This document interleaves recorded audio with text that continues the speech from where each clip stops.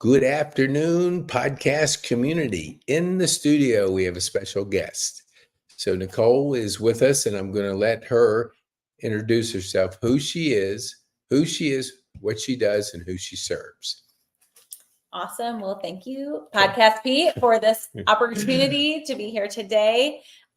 Pete and I connected at the Rotary meeting, so really excited to share with y'all today. My name is Nicole DeWard. I am actually from Michigan, so any Go Bluers out there? We're big Go Blue fans. We fly our flag on our house, and so people know where we're from. But my husband and I are both from Michigan, and we moved here specifically to this area in 2009. And I've been married 24 years. I have 4 children, and my 2 middle kids have special needs. And here we are today on the Special Needs Podcast. Honored to be here and share. I have to admit, somebody asked me earlier today, how long have you been working with this population? And I said, well, as a mom, many years. Yes. My daughter, Rebecca, has Down syndrome. She's 21. And my son, Jacob, is on the autism spectrum, and he's 20. And so being a mom of kids with special needs is a little bit different than actually working with them. I founded a coffee shop called Rise Coffee and Tea, where we employ 19 individuals with special needs, helping them rise through knowing and loving our community and giving them opportunities to step up on this big stage to shine their light. And I started that after I'd already been a personal trainer for about a little over a decade. And truthfully, I tried to think about how I could get my kids involved in that. And I'm like, there's only so many towels you can fold. So I'm like, there's got to be something else. And so it's been really such a joy to now about 40% of our clients at our wellness center have special needs. We actually do neuromuscular conditioning. And so it's a really great opportunity for people with special needs to do fitness in a controlled environment, safe environment. By controlled, meaning that we know who's there and we know everyone is there for a purpose and a reason. And so it's a really safe place. Parents love the opportunity to have their kids come and work on brain-body connection. Several of our trainers are specifically trained to work with people with special needs. And then in our coffee shop that's right next door, there's an opportunity for them to work, for them to greet, whether they're greeting as people are coming in, they're baking, they're taking orders, handling money, making drinks, getting to do all the things. And so just in this last year, we started noticing that there was another opportunity amiss for our community, is that the parents were then dropping off for work, picking up, coming back, dropping off for training, coming back and picking up. And so we thought, what is there an opportunity for us to have a day program for us to have this one area for drop off, and then allow the parents to drop off and pick up, but the young adults can independently go to work and they could go to training. And so we opened that in October of last year, called Bloom Work and Play. And so now all the things, we've got Rise Coffee and Tea, Bloom Work and Play, and Shine Health and Wellness, all next door to each other at Sandy Plains and 92 in Roswell. Well, I love that. And when they did your intro at the Rotary Club, it was about 10 minutes long. And it was like, holy mackerel, what is, because it kind of catches you off guard when somebody puts your bio and intro together. And it probably to you, you go, is that me? Because I think she's a lot. That's yeah. And you had said, like, during your talk, I thought it was probably the best talk I've heard. Thank you. And I had to have my head down. It wasn't because I was interested. It wasn't interested. I just couldn't contain myself. I mean, it was your words that you chose and what you communicated crushed a lot of people. So that's always wonderful when you leave and you leave an impact on people. So I want to get back, because I know part of your story. So when you decided to go the route of coffee shop and really pursuing that was right before COVID, if I'm remembering. Why don't you tell our viewers a little bit of that so they have some context to, where Rise came from and that kind of thing. Yeah. That stirring that you feel that you're supposed to do something typically goes well when you do it the first time. When you're feeling like you're supposed to obey, like, my mom, 4 kids, Mm-hmm. we call it first time obedience. Like, I tell you to go clean your room, you should clean the room the first time obedience. If not, there's a consequence. Mm-hmm. Well, I have to say that in this situation, I did not have first time obedience. I felt many years before that we were being called to open a coffee shop. Mm-hmm. And uh, back to what you were saying about my bio, I felt that same thing. I'm like, I'm already a mom of 4 kids. I'm a health coach. I'm a personal trainer. I'm doing so many things and I don't have margin. And I really believed that God was going to provide the people to help if I was to obey. Mm-hmm. And so finally, I relented, to be honest, and started sharing with people that I had this crazy idea to do this coffee shop thing, fully thinking that people were going to say, "You have got to be kidding me. You're already doing too much." And everyone was just so supportive. It's exactly what you're supposed to do. It's going to be so great, and it's going to be such a great opportunity for Becca. And so, as we started looking at property, there are so many stories, but one that I'll share is I really believed we were looking for 10,000 square feet, like that. And I was in a 2,200 square foot facility. Mm-hmm. So why I felt that we were supposed to quadruple plus our business was, to me, it was just from God. Like, wasn't like I heard an audible, or I just kind of sensed that we were looking for 10,000 square feet, gave us direction and where to look in the area. Owning a wellness center, we were at the corner of Shallowford and Johnson Ferry. Mm-hmm. And I did some research and knew that if I moved too far outside of 4-mile radius, I was going to lose a lot of clients. Mm-hmm. And so we had spent 7 years growing a business. And so we didn't want to lose the business to start over. Didn't want to start over. Okay. So here we are. We find this 9,800 square foot facility at the corner of Sandy Plains and 92. Mm-hmm. And it's a great opportunity. The 5-year, plus a 5-year extension, it works the deal. And after we took the space, it was in a big complex. Mm-hmm. And we started prayer walking the building because we were like, there's no way outside of God's provision this is going to ever work. Mm-hmm. And I remember the 3rd time we were prayer walking on Sundays, just to walk and just say, God, give us your, provide for us, have favor on us. Mm-hmm. Like, and the 3rd Sunday, there was a sign on one of the doors that was a smaller area on the far side that contained this. It had access, outside access. Mm-hmm. And the sign on the door said, "Sorry, we've moved." And so I freaked out, thinking, "Oh my gosh, the owner, the people, the leaseholders are probably terrible. I'm going to call this lady." So I call, and she said, "Actually, I was evicted. And if you are interested, if you take over my space, they will not hold me personally liable for this for my lease." And because I did have to sign a personal guarantee as well. So I knew that was true.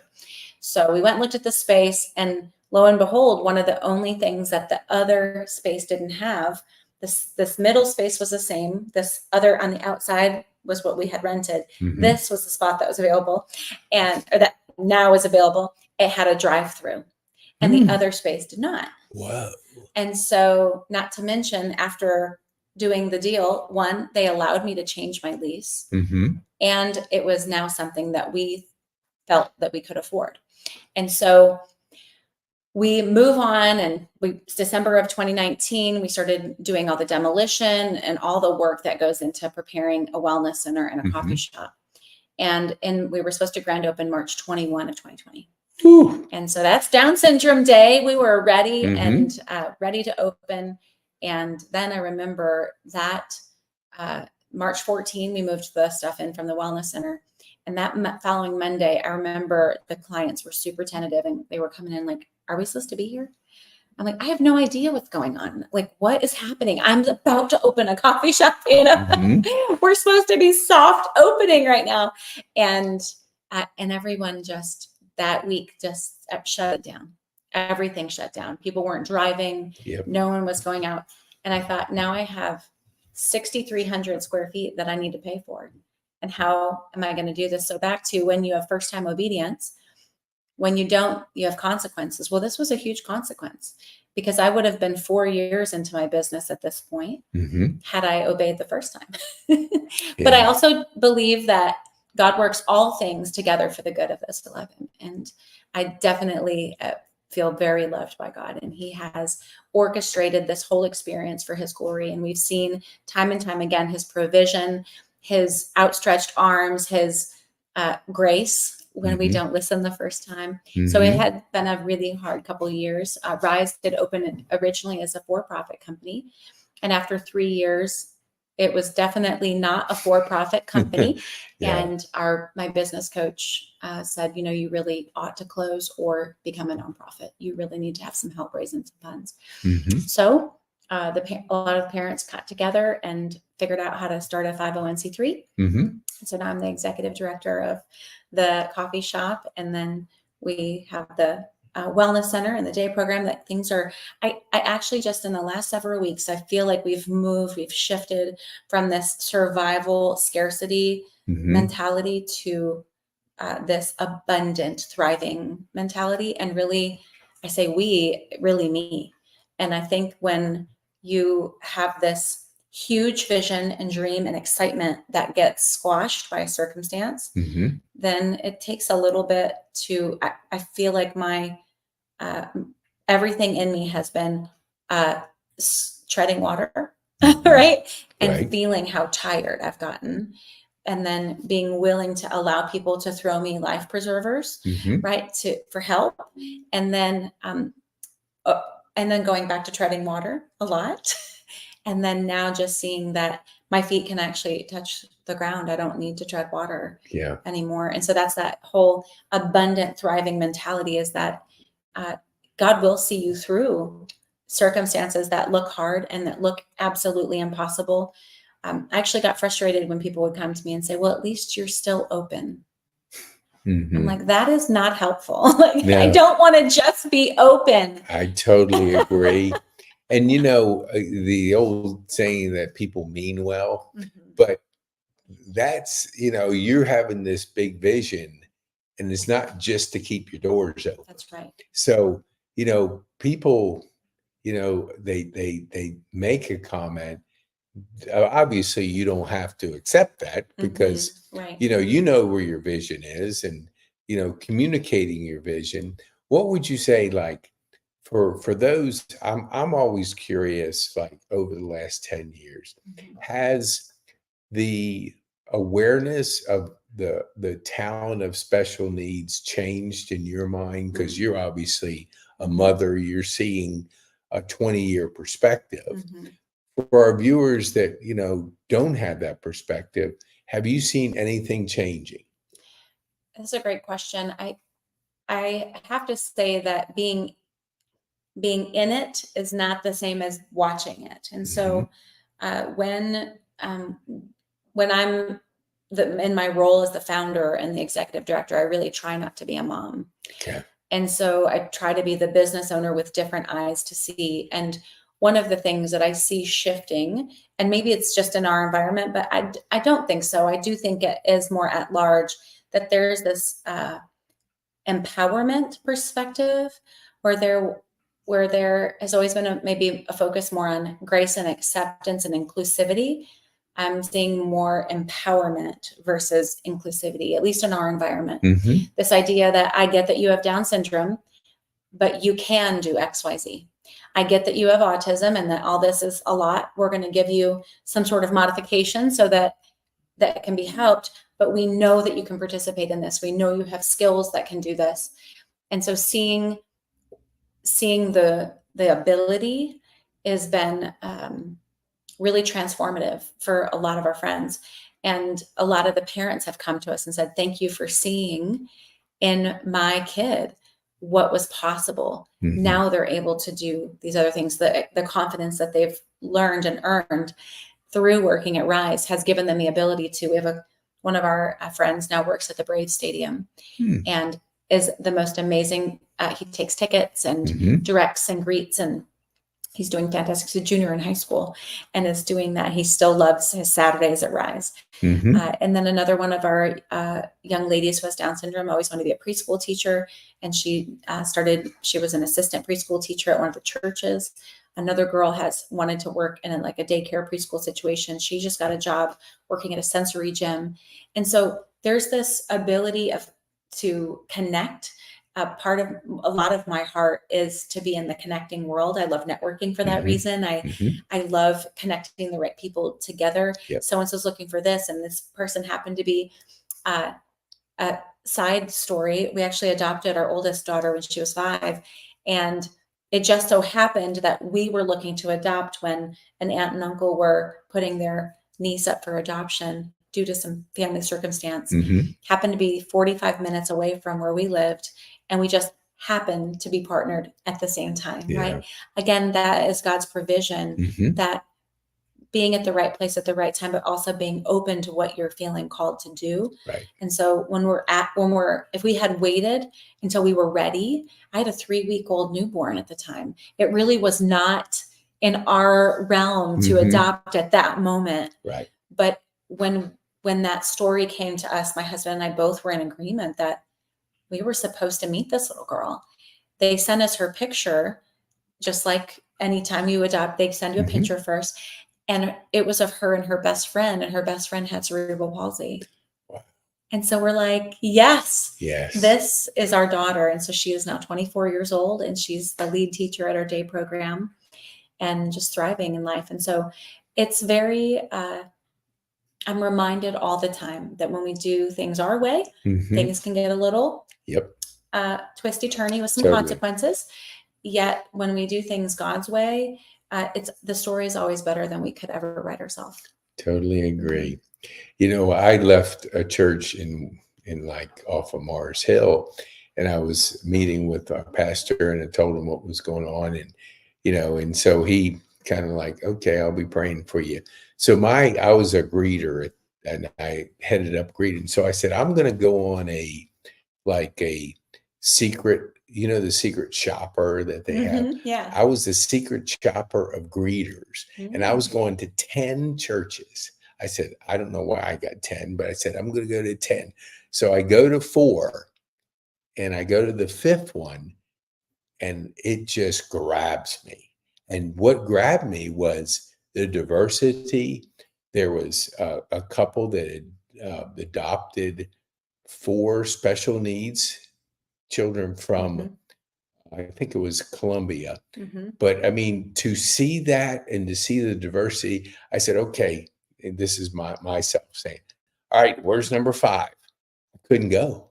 I stayed for a year and a half after that. But you're right, when all of a sudden you have your plan, and your plan doesn't match with God's plan, because when he grabs you, you better hold on. So tell our viewers, like I was fascinated by a bunch of your stories that you were telling at Rotary. I was like eating it up, because I love when people use names. And so you were saying, like, Becca will say, hey, my name is Becca. What's your name? Mm-hmm.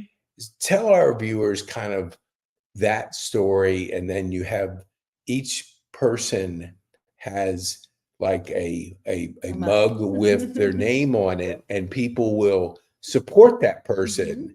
So talk to our viewers a little bit about those 2 examples. So the whole name thing started when I was growing up. I watched Cheers, and I loved when people walked. And I loved, that is the best. I love all the songs Yes. on the shows. Yes. Where everybody knows your name. I love that. And so we're always glad you came. Yes. And then the last part, you want to be where you can see the troubles are all the same. You want to be where everybody knows your name. Yes. Like, I just thought that is so cool to be in a place where when you walk in, people know your name. And that's not happening at Starbucks, where our location is. We're next door to Dunkin' Donuts and Starbucks. And I'm like, yeah, but when people go to those places, they don't know their name. Totally. And so we wanted to be the place that we would know people, we would love them and serve them. And so our greeting at Rise is, welcome to Rise. My name is Nicole. What's your name? And we put names on our tickets. And then we also give the opportunity for when you want to support Rise, for $75, you can buy a mug and be in the mug club. Mhm. And then your mug gets your name on it. It has a Rise logo on one side, your name on the other. And then your name hangs forward facing in the shop. And then when you come to drink coffee Mhm. or tea or whatever you want in your mug, you get to pull your mug off the wall. Of course, we sanitize it first, Mhm. but then while you're drinking, everyone sees your name. And so it's just another opportunity Yeah. for people to know you.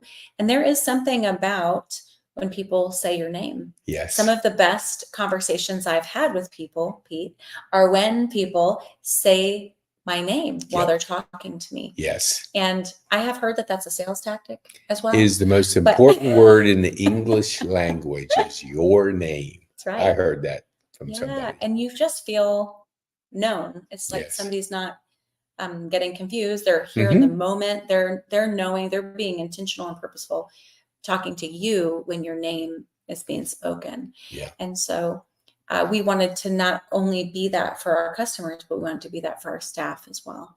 So we have name tags that we wear. We originally had our aprons all had embroidered our names on them. That got a little bit tricky through the years. So we now have name tags with the same font as our mugs, but it's just really been a joy to see them light up when a customer goes in and says, "Come in," and our staff is so excited that somebody knows their name. Yes. And is excited to see them. Or when they say, I've been coming in to see you. I've been trying to check your schedule. I wanted to see you. And so we're so much more than a coffee shop. Yeah. It is really it's a community, but it's supportive in the sense that there are like-minded people who get drawn together. I love having conversations with people about what draws you to the special needs community, and just to hear people's stories that they aren't even sure how it happened. All of a sudden, they just felt drawn. They helped in this ministry. They did XYZ, and here they are, and just really having a heart to serve in this arena. And so we do have a lot of opportunities at the coffee shop in our events and during the day as buddies for people to volunteer and to connect with our staff. And we do what's called a modeling program, if you will, that when people, we don't say, hey, go ahead and wipe that table. Oh, you missed a spot. We're wiping the table together. We're modeling the behavior and the skills that we want to see. And so we do things together. And that's been really awesome to see. And then even give people in our community the opportunity to do that. So they can do that by being a buddy at the store. And of course, there's a volunteer application, and not everybody's a great fit, but we do like to interview people. And then also at our pretty much every other Friday night, we have an event, bingo, karaoke, movie night, all kinds of different things that we do. And then you can come and volunteer and be a buddy on those nights as well.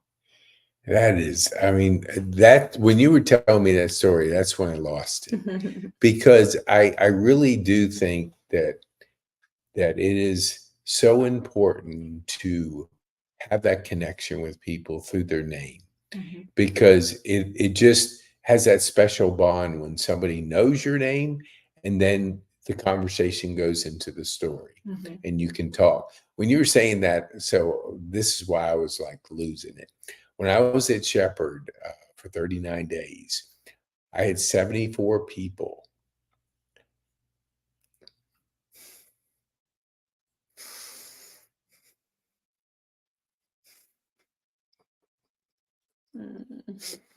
I told you I wanted to hear your story. Here you're bringing it up. Yeah. So the point is, you know, when people touch your life, you want to know their name, because behind every name is a story.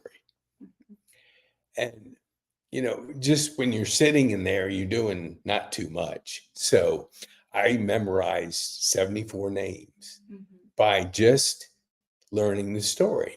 And everybody has a story. And it's like, when you were telling that, it's like, that's so powerful, because years ago when Starbucks started, they were a little bit more personal, but they've lost that. They got big. And now all the coffee shops, smaller coffee shops, are popping up, and they're doing things the right way. Learning names having conversation with people and really connecting with the community, because Nancy Glass, she was on our podcast. She does Clean Eats, and her cafe is a community.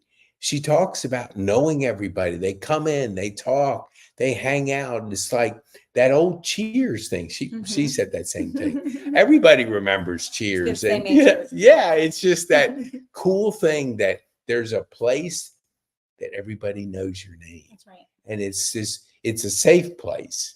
And that's what I think is, to create that environment in this day and age when we're really, I think I had a pastor on, and we were talking about a subject, and he said, if we just gave grace to people, you have your CNN people and you have your Fox people, and none of them will talk. It's like you either watch CNN or you watch Fox, but you don't go back and forth. And then when you're talking to people, it's like you don't have that understanding of, tell me your perspective. I didn't grow up that way. Help me understand the challenges you faced. And all through that, you get to know people, and you get to know that it's not just a person with a closed mind. It's somebody that's a beautiful person that has a story. What would you say? I was touched when you talked about how Becca will introduce herself and then ask the person, for their name, and then talk. When you started the coffee shop and all of a sudden she's in that role, what changed in her personality that you could kind of look back on? Well, I see it in all of them, not even just my daughter, but the conversational skills and being able to introduce, look in the eye, and then, yes, it's a format. It's a formula. We even have it typed out on our register to help them remember. But it gives them a way to interact in a way that's scripted, yes, but they're still listening. Nice to meet you, Pete. However they interact. What can I get for you today? And being able to have that almost breaking the ice opportunity at the register versus the oftentimes there's this place of them being more withdrawn and shut down because they're nervous. So knowing what to say and giving that, it's like a tool, right? A tool in your tool belt. And so there's a lot of opportunities like that at Rise that we give to we call them baristas, to our baristas to have tools to help them grow in different skills. And so the confidence that is grown by using tools has been so fun to see all of our staff really grow in that way. Yeah, that has to fill your heart. Yeah, I mean, that sure does. Tell me, has your vision grown as you've been more obedient and you've been following? Give our viewers an idea of, and I would dare say, if I asked you to give me your vision, it would be crazy. But let's go a little bit there. I mean, you don't have to share everything, but I'm just want to know really how your vision has grown as you've been more obedient. And I love that example that you were being called years ago, but we sometimes let fear hold us back. So share with our viewers a little bit about what that has meant to you in your journey. Yeah. I really believe that God's called me to be a fire starter. I'm a visionary. I'm actually an 8th generation entrepreneur. So I remember asking my husband's an engineer, and he's very laid back, but very, he doesn't ride the roller coaster ever like I do. And so he's very stable. And so him being very stable has given me the opportunity to be an entrepreneur. And I just, as things continued to grow, I'd ask my husband, did you ever think that we got married when I was 19. And so I'm like, did you ever think it was going to be like this? He's like, oh yeah, I knew you were going to do big things.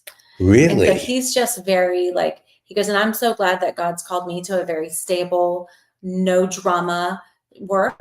So that when I say drama, there's a lot in owning your own business. It's so multifaceted. And then you have a lot of businesses. So there's a lot and all the time.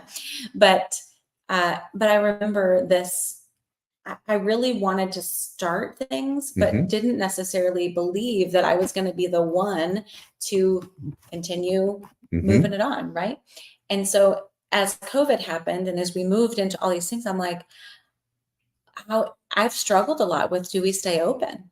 Like maybe it's time to close. Maybe this was short lived. Maybe we've already done what we were called to do. And then when I step back and go, but if rise and shine and bloom are not here, where do all these people go? Yeah. And then we already have a waiting list for people to work. We get calls all week long about, do you have a position? Do you have a position? And so there is so much need for other Rise coffee and teas, potentially Mhm. shines and blooms next to them too. And so believing the best in what's going on. I know about three or 4 months ago, somebody was interested in buying our business. Mhm. And I'm like, I've never even entertained that idea. I'm like, you want to what? And like, that does sound good. Can I just work here, not own it? And after looking at the books, he was like, you don't make any money. I'm like, no. Yeah, that's why I kind of think I we're a know. nonprofit. Like, you don't make any money. Yeah. And so looking at that going, okay, what would it look like if we were to make money? And then my vision started changing to, if we were to be able to show profitable, more people would want to do this. Mhm. Not Yes.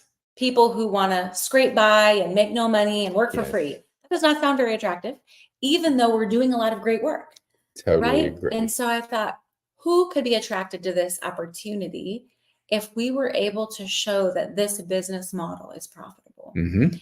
And so that shifted things. We started moving, like I said earlier, towards abundance instead of scarcity, Right. and moving into this, what does it look like to thrive, not just get by? Mhm. And things are shifting and stuff is happening, and the things that have been on the horizon for a while have happened. Like we had raised $20,000 a few months ago to buy a coffee trailer, Mhm. and we've looked and we've looked and we haven't found the right one. And then all of a sudden we found the right one, and it's getting wrapped this week, and we have bookings and bookings. And, it's just so fun to see the story continue to unfold when you're obedient to the next step. Right. Yeah, that is. I would agree. So as your journey is in maybe that phase where you're having a little bit larger vision Mhm. of where you want, and I'm a firm believer that it's not the achievement of achievement, it's the impact. For sure. So I know you want to impact. I Mhm. mean, I could tell by 5 minutes into your talk, you were an impactor. So, like, if you like could say, I want to, and I believe like this one thing, like when your day is finished here, you almost want to say, I've made an impact Mhm. in this world. Mhm. So, what is Nicole Mhm. like? If we took us out to our age, which is Mhm. seniors, and maybe a little bit even older, what kind of impact would you like to have on the world? Well, ideally, and I even feel this now, I'm 43 years old. And I think when people think about legacy, they think about what you leave when you die. And I think about legacy right now, that when I am removed from a situation, Mhm. will this live on without me? And that's true impact. Yes. And so I will provide vision and direction and service as long as I'm called to that. Mhm. But when there's an opportunity for me to step away for whatever reason, that is what is legacy to me. Mhm. And so being able to pass the baton to the next generation, to people, I, I definitely am also a big believer in there's definitely somebody who can do this better than me. Mhm. Not from a comparison, not because I don't think I'm great at this. I'm always a believer in finding that person who has even more skills than Absolutely. me, Totally. and maybe a little more energy. Oh, I don't know about that. I definitely, you could bottle your energy and market it on the line. I So, mean, but I know I get your point. yeah. And I think that we Bartina, she's not here, but we'll have a discussion about different guests. And you never want to be the smartest person in the room. That's right. Because that never works, because you always want to be growing from other people.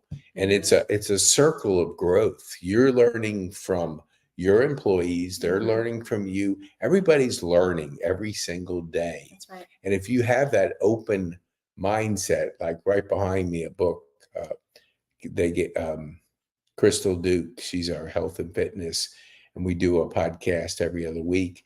She gave me that book, and it's basically the closed mindset versus the open one. And the minute, and I, even as much as I read, I don't even have TV, I don't have social, I do nothing but listen to podcasts and maybe some videos and stuff. But I find myself, even at that, having a closed mind. I had just recently, I had in my mind a certain thing. It had to do with Rotary, actually. I wasn't going to join Rotary. It was like, but Deborah, who was there, called me and we talked about some things. I just totally missed it.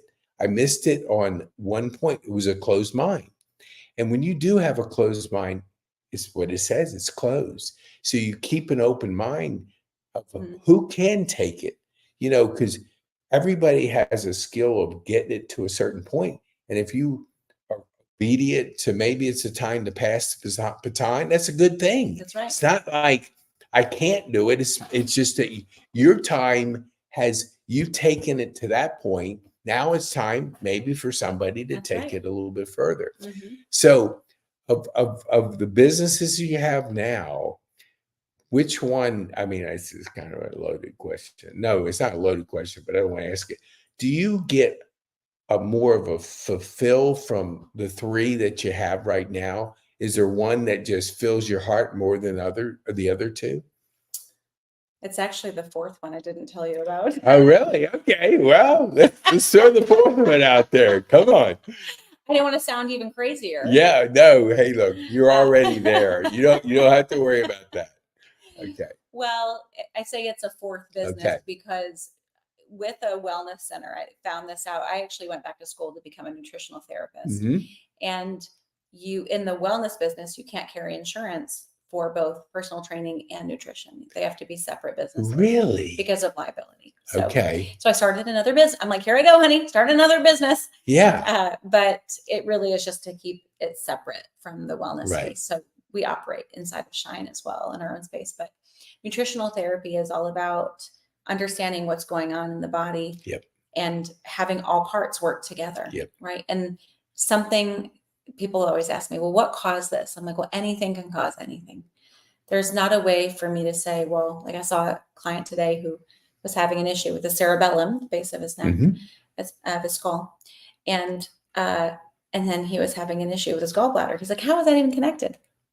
And I'm like, because anything can cause anything. I'm not really sure how to explain that other than our bodies are made of energy. And when they're impacted in some sort of way, they're misfiring. There are nutritional recommendations that I make and supplemental recommendations and lifestyle recommendations.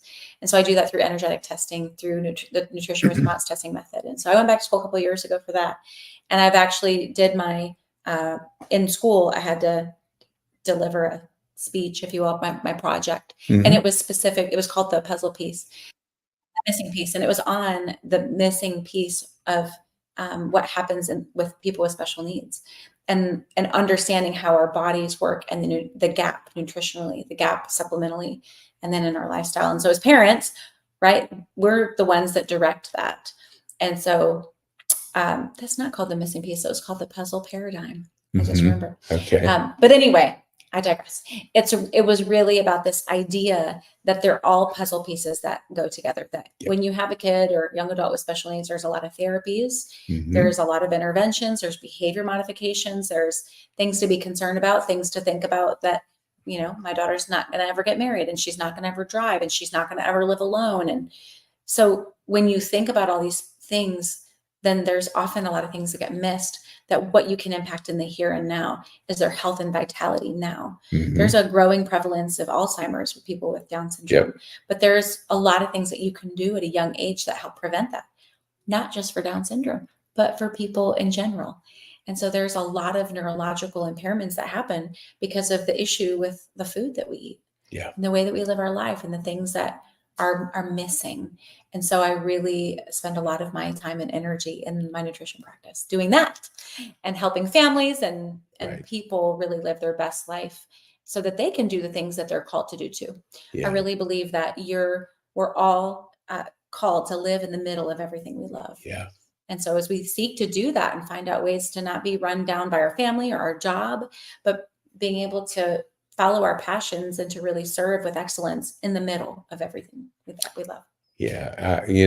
When you said nutrition, I mean, that there is so much out there that is not understood by the average person. And you're right about Alzheimer's. You're right about the environment that we put ourselves in does cause some things, because we are what we eat. And so if you're a junk food person and you're wondering why your body is responding negatively, well, if you put water into a gas tank, it's not going to go very far. Mm-hmm. So it is important. And I never understood till recently, maybe the last year, when I have Clean Eats on, and most of their people that frequent that at the beginning are people from the gym, Mm-hmm. because gym people understand how important it is to fuel yourself properly. That's right. So you definitely, I'm not surprised that you're down the nutritional path, because the brain and the stomach, boy, they're just That's connected. right. Brain They're connection. connected. Mm-hmm. I mean, what is it? The stomach's the second brain or something Mm-hmm. to that. There's that communication, and we haven't really dug enough into that because of just our whole society, fast pace, go through the drive-through, throw some things down. We don't fellowship at dinner. We don't Mm-hmm. take our time. We don't look at those kind of things, and we kind of wonder when we're not at that peak energy. But we can be if we learn to fuel ourselves properly. Mm-hmm. So, one of our podcasts is a nutritional podcast. So we might have to have you back. I'd be We honored. got about 8 of them, I'm thinking off the top of my head, that you have touched on through all this. And I'm not going to say it because I don't believe in twisting arms, but the platform, we love when people have something that they want to share with our viewers Mm-hmm. that'll make their life better. That's right. Get them to think about how they're fueling themselves. Mm-hmm. And it has created some things, and opportunities. So That's right. that's going to be exciting to go in that fourth area. I can kind of see how you're excited about it, because being in fitness, it's just like two peas in a pod. Yes, right. Exactly. So I want to respect your time. Oh, I'm looking at my time. Oh, whoa, I went way over. Okay. So how can people get a hold of you? And I'm going to try and get to the information. Well, the best way to reach me is I'm a texter. I'm not typically available to take a phone call, but I love to text and set up a call that way. And he's going to put my number on the screen, but it's 678-787-9765 is a great way to get a hold of me by text. Or you can also email me at the shop at Nicole at rise-coffeetea.com. There we go. Okay. So what would you say, Nicole, is like, if you want our viewers to take home one thing from our time on the podcast, what would that be? So in a world where there's a lot of words said, the words that impacted you in a way that you knew they were for you, that there was some sort of a word or a phrase that touched you, that you would take that and explore that, pray over it. What is it about that? It was something that you felt surprised by, maybe something that you felt joyful or teary-eyed or whatever that was. But those responses, those emotional responses, give us clues into what's going on and the opportunity to explore. And so I think that I remember at our Rotary Club, the biggest thing that I that I led off with that I didn't happen to mention here, so I'll end with this, is that when we think about people with special needs, they are just that. This is the Special Needs Podcast. I'll finish with this idea that we're all people. We all have a name. And oftentimes like this, you're a special needs teacher, right? This is a special needs podcast, but the people have special needs. And it's a different way of understanding and putting people first versus and really focusing on their name and who they are. And by the way, they have Down syndrome or they have autism. And so that's a way to honor and respect people in general. And not just even for people with special needs. It's this idea that we all consider one another as people first with a name.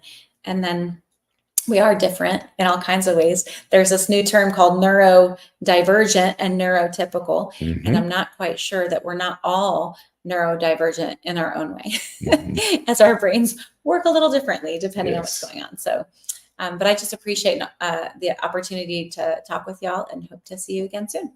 Well, I want to thank you for making an impact, being intentional about it. I mean, you obviously, having heard you at Rotary, now spending some time with on this podcast, you're definitely making an impact. And thank you for that. And we appreciate you, what you're doing, and the people you're touching in your community, and even on a larger community as you grow. Thank you so much. Thank you. We appreciate you being here.